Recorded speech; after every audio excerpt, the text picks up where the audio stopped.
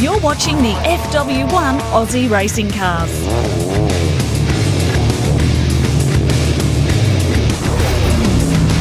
The last race of the weekend was by far the worst conditions the drivers had seen in some time, and it took a heavy toll during the race. Well, the V8 supercars have just finished their race just in time because the heavens have opened, and it's all going to be to the detriment of these little cars. I cannot imagine trying to drive something like this. Look at the grip level. There's none there, Jace. Well, you're on cold tyres, and it is absolutely just bucketed down. So the standing water on the circuit is going to be a major issue for these cars. They've got no tyre temp, they've got no windscreen wiper, so it's even going to be harder to try and see out the front. You can see there, up the inside of car, as you can hear that throttle application nice and smooth. Stay on the black stuff.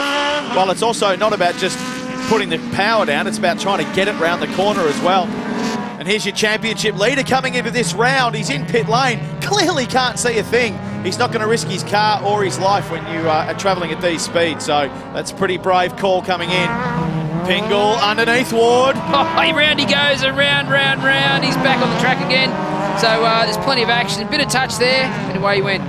Conditions worsening here at Winton, but the guys are still racing. Have a look at Chamberlain now having a shot at Sarah. Oh, no, down the inside, bang, into his teammate. So that was not very nice, wasn't it? One of the problems in these conditions is the tyre sits on top of the road, and it's very hard in a lightweight car to get grip. We've got a bit of onboard action here from Bart Moore. As you can see, the water on the circuit, standing water is a bit of a difficult thing. With no windscreen wiper, you can't see. Look at the spray. It's very difficult to see through the back of the car. And here comes Chamberlain. Whoa, he was sailing, wasn't he? And continues on to the outfield there. Back with the action, obviously the standing water now getting a lot worse. Chamberlain, he's recovered, he's back on the track and he's gone! It's the Darren Chamberlain highlights reel, look at this. Dear oh dear, plenty of FW1 cleaning wax required for this field.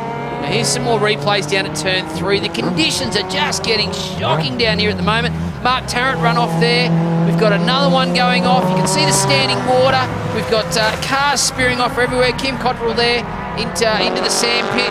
But they're going to have to shorten. Look, we've got another one going off as well. They're going to have to shorten this race. They're going to have to stop it, bring the safety car out something, because this is just getting dangerous and out of control. Adrian Cottrell again mastered the wet track and made it look all too easy.